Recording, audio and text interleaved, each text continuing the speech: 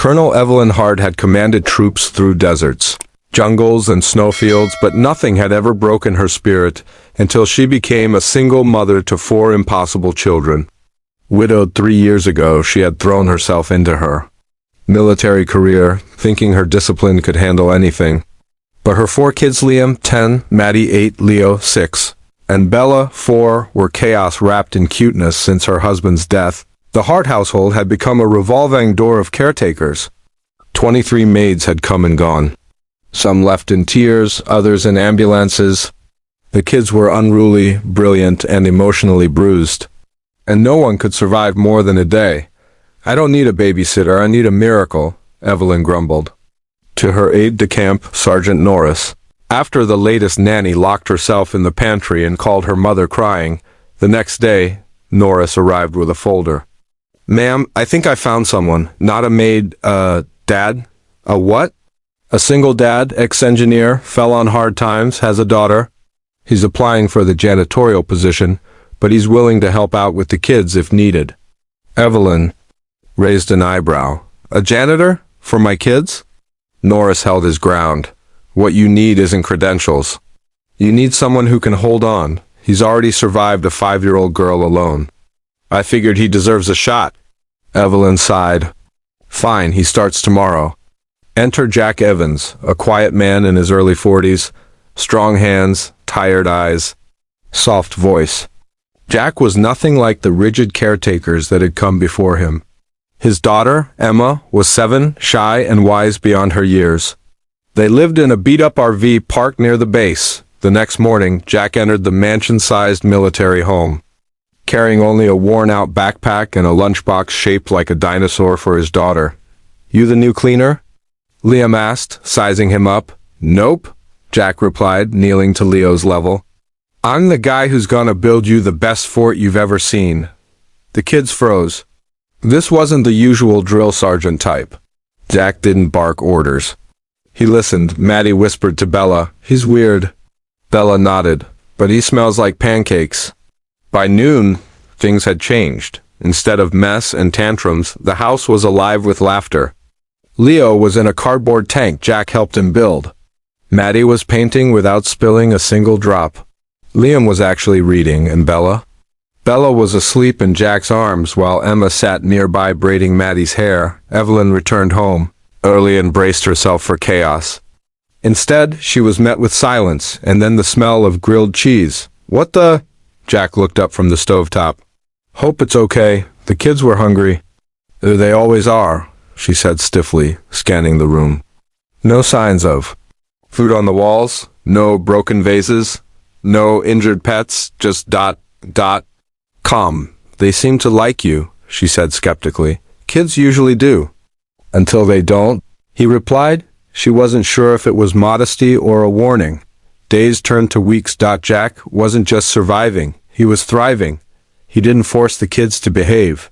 He gave them the space to be kids while quietly steering them toward kindness and responsibility. And his daughter Emma had become like a missing piece in the puzzle. She brought out the softness in Maddie, patience in Liam, silliness in Leo, and protectiveness in Bella. Colonel Hart, used to running battalions, found herself sitting on the porch watching her children become ... people, but something inside her bristled. It was working too well.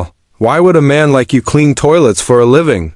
she asked Jack one evening. Jack simply replied, "Because it's honest work, and it lets me be near my daughter." She didn't know what to say to that, but not everyone was pleased. A neighbor, Major Calloway, cornered Evelyn at a base gathering. "You've got who watching your kids?" "A single father," she said evenly. "Are you insane?" "It's improper, unvetted. What do you even know about this man?"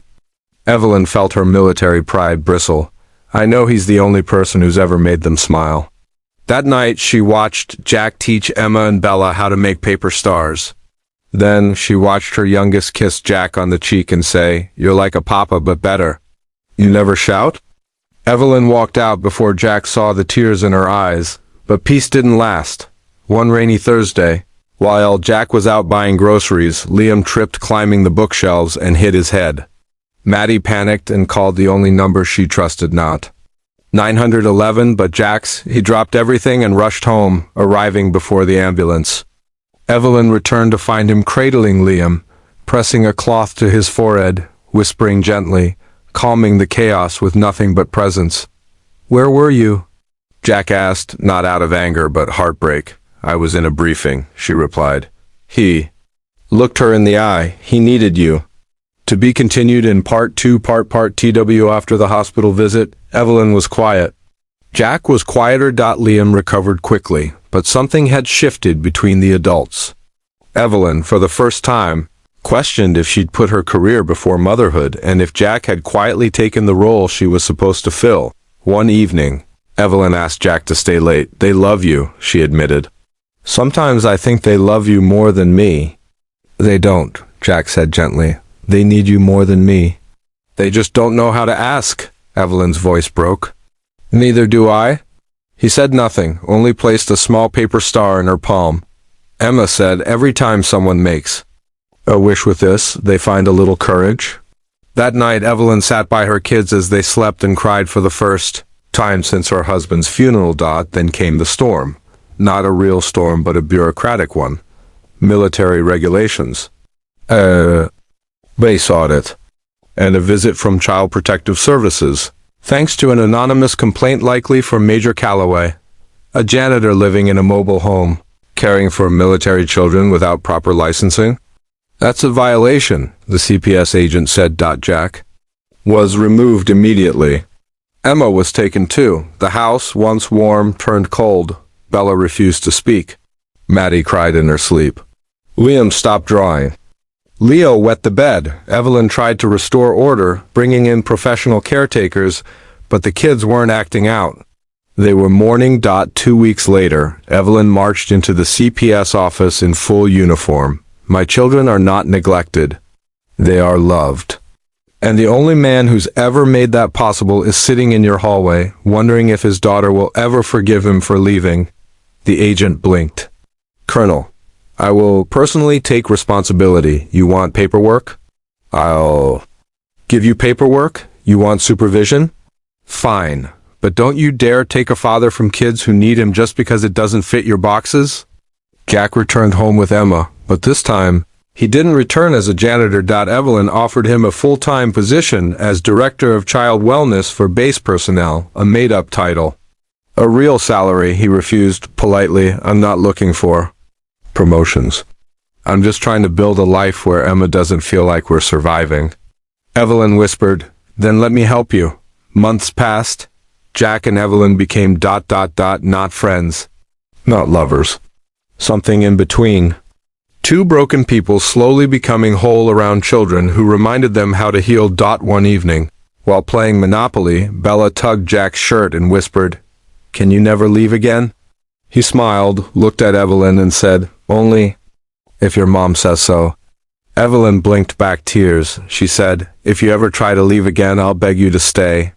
And that night, in a house that had once broken 23 maids, a family was finally born, not of blood, but of choice.